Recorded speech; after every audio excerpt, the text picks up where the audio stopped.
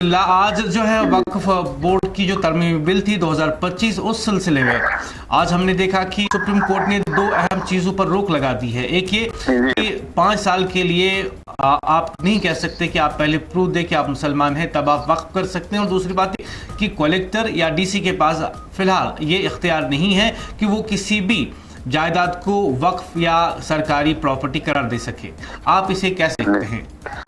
देखिए, मैं सबसे पहले उस तनाजुर में जाना चाहता हूँ कि जिसकी वजह से हिंदुस्तान के मुख्तलिफ शहरों में हिंदुस्तान के मुसलमानों ने एहतजाज किया, और उसमें बहुत सारे चीज़ें थी जो नामंजूर थी, जो मुसलमान दुश्मन साबित होने वाली थी, और जिस पे हम लोगों ने जिसके साथ हम लोगों ने इख्तिलाफ किया। जम्मू कश्मीर से भी एक बाज़ाब्ता एक आवाज़ उठी मुल्क के बाकी इलाकों के साथ साथ, और उस वक़्त कुछ पार्लिमानी डेलीगेशन जो थे वो मुख्तलिफ शहरों में आए और लोगों से बात की, लेकिन उसका रद्द अमल सिर्फ सामने यही आया जो उनकी मनमानी थी उसमें वो उसको करने में कामयाब हुए, क्योंकि पार्लियामेंट में उनकी मेजॉरिटी थी। तो इस तरीके से हम लोग कुछ नहीं कर पाए,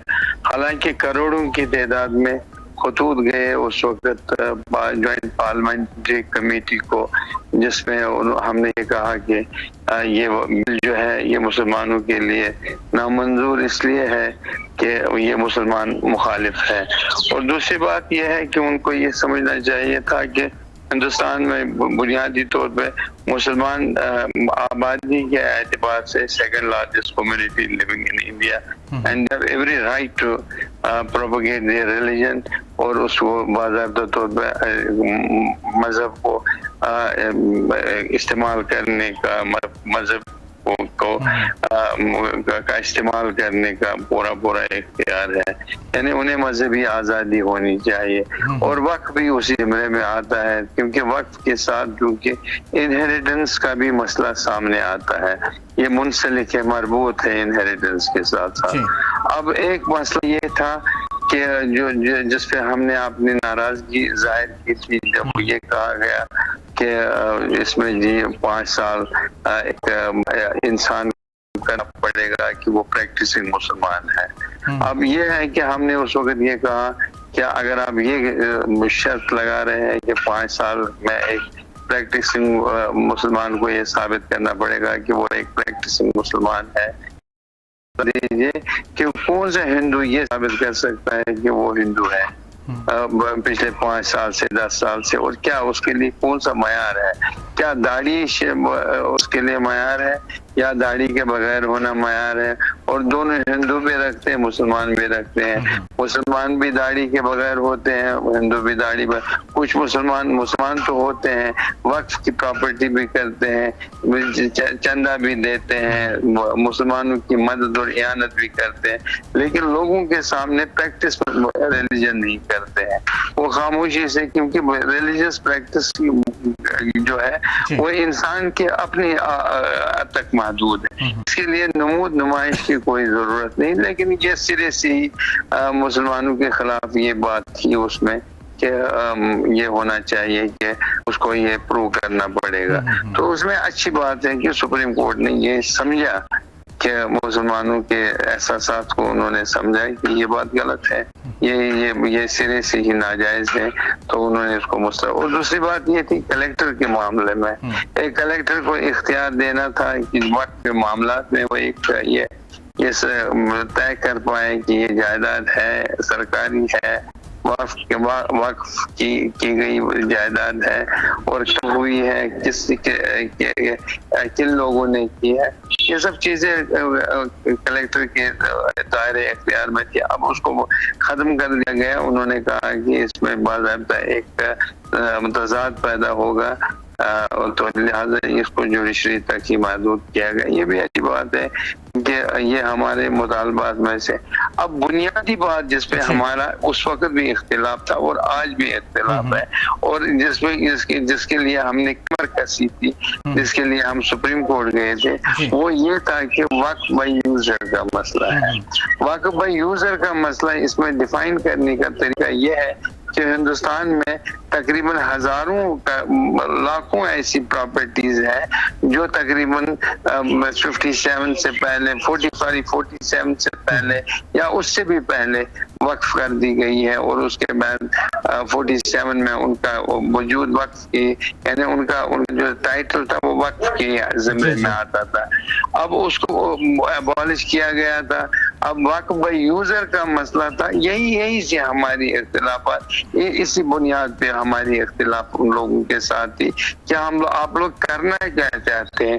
आप लोग कल मेरी जामिया मस्जिद आप ये कहेंगे कि नहीं जी अब आप डॉक्यूमेंटेशन दिखा दीजिए, पिछले 50 सालों से हम वहाँ नमाज, या 200 सालों से हम नमाज पढ़े, या 400 सालों से किसी जगह में नमाज पढ़ रहे हैं, और उसकी हकीकत और उसकी हैसियत को तब्दील करने की कोशिश की जा रही थी। अब मलका को आप ले लीजिए, इसमें भी यही मसला हो सकता था। कल जाके कल ये कहते हैं कि नहीं ये वक्त नहीं है, अब हम इसको अपने गवर्नमेंट की तहवील में लेते हैं और गवर्नमेंट प्लॉट वाइज ऑप्शन करेगा कि जिसको कब्र की जरूरत होगी वो हमारे पास आए, पैसा भर के, और उसके बाद उस पर हम कर देंगे। और यही एक मसला ये है, हमें खुशी इस बात की है कि सुप्रीम कोर्ट को ये एहसास हो गया कि इसमें कुछ चीजें हैं जो गलत हैं। कुछ पे उनकी नजर अभी तक पड़ी है, और कुछ पे उनकी ध्यान आइंदा वाले हेयरिंग में हो सकती है जी मबजूल कराने की जरूरत है। For that matter of fact हम लोग दोबारा जाएंगे सुप्रीम कोर्ट, और बाज़ाब्ता तैयारी के साथ जा सकते हैं। और बाकी रहा कि हमारी जंग जो कानूनी राय है वो उस वक्त तक जारी रहेगी जिस तरीके से वक्फ के मामले में वो चीजें हमें हासिल न हो जाए जिसके लिए हमने कोशिशें की और जिसके लिए हम एहतजाज करते चले आ रहे हैं। ये मसला जी फरमाइए आप कुछ कह रहे थे। मुफ्ती साहब, इसमें जो एक शक है कि एक गैर मुस्लिम भी चीफ एग्जीक्यूटिव ऑफिसर जो है जी वो अच्छी बात है। चीफ एग्जीक्यूटिव ऑफिसर को उन्होंने कहा कि मुसलमान होना चाहिए, और जो बाकी मेंबर्स हैं उनकी तादाद 3 तक कर दी गई। लेकिन सवाल ये फिर से एक सवाल पैदा होता है हमारे ज़हनों में, हमारी इमलाक पे क्यों हिंदू मेंबर्स बने, क्यों वो अपनी राय नहीं करें, किस लिए करें, वो क्या जानते हैं, जबकि वो इस्लामी यानी कोई सलाहियत उसकी नहीं रखते, कोई स्पेशलाइजेशन उसमें नहीं है। मुस्लिम पर्सनल लॉ में जिन इंसानों की स्पेशलाइजेशन है, जो इंसान फिक़ह को अच्छी तरीके से समझते हैं, उस पे यानी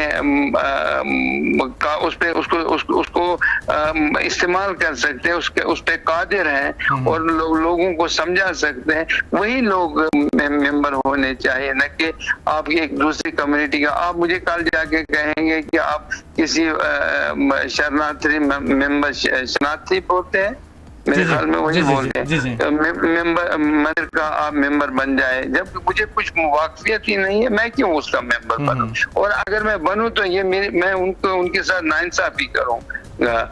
और मैं समझता हूँ कि इससे भी ये चीजें जो है वो 3 हो या 11 हो, ये हमें इस पे गौर करने की, इस पे हमें दोबारा सुप्रीम कोर्ट जाने की जरूरत। जी बहुत बहुत शुक्रिया मुफ्ती साहब एएनए न्यूज़ से बात करने के लिए। मुफ्ती और नेशनल